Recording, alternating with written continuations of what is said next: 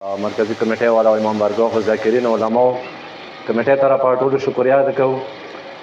کمیټې طرفه د یو پیغام دی، هغه خلک پوهېرول نه دي پکار چې هغوی دغه جلوس ابتدا کړی دی. هغه کې خاص کر مهدي بابو دی، اجمل حاجي دی، صادق اغا دی، و دې کې موږ سره څومره تعاون دی، لیزای څومره مشران دي دلته ځنه موږ سره موجود دي، ځنه نه دي موجود، دوی موږ سره زیات تعاون کړی دی. ورسره ولس کې ډېرو کسانو موږ سره مرسته کړې دی. دا چې کوم جلوس دی د سټیج نه صرف یو پیغام ورکوو چې دغه بني زمانه امام دی.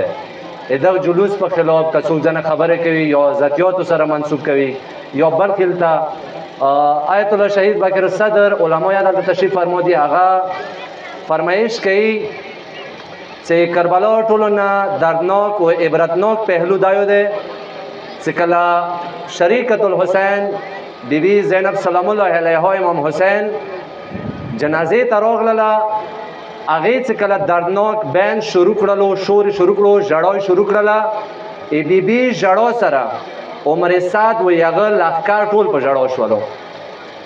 نه شهید آیت الله باقر صدر یایي چې آیا ایمو ژړا عمر سعد و هغه لښکر ولا ژړا نشي؟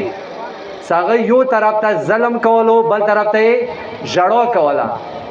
یزید و اهل یزید و پیروان یزید چې کومه بدي وه، یغوی حسین بدن سره بدي نه وه، یغوی حسین هدف سره بدي وه، حسین نظریاتو سره بدي وه. حسین هدف چه و؟ حسین هدف داو، حسین نظریات داوه چې دین شریعت محمدی سربلند وي، مؤمنینو منځه اتفاق وي، اتحاد وي، وحدت وي، انصاف وي، عدل وي. موږ دلته ډېره ژړا کوو، ډېره سنځنې کوو، خدای سره قبوله شه.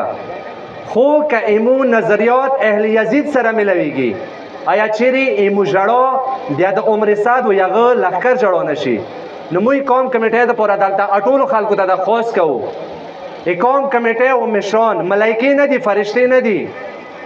لکه آغا صاحب ډېر ښه طرف ته اشاره وکړه، مونږ غلطۍ کېږي، غلطۍ د کېږي، خو ایمو محاذ کوم دی هغه مهم دی، مقصد مو کوم دی هغه واضح دی. موږ قوم نه دا مرسته غواړو دغه مقصد کې، د هدف کې. ټیک دی، ته خپل ذهن سره یو سوچ لرې، کمیټې تنقید ته همیشه تابعداره دی، مثبت تنقید.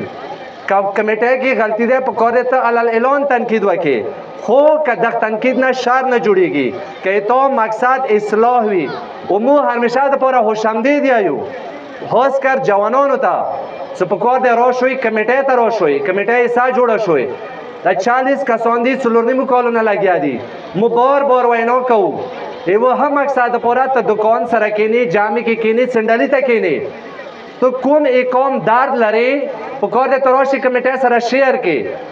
نه آغا صاحب اشاره وکړله چې مو محاذ کې یو، مو حالت جنګ کې یو، پکار دی چې تاسو مرسته وکړئ و یوه هم مقصد دپاره، یوه وحدت دپاره مشرانو سره، ماتمین جمنو سره، مرکزي منبرګاه چې کومې دي هغوی سره و کمیټې سره مرسته وکړئ. وما علینا الا البلاغ.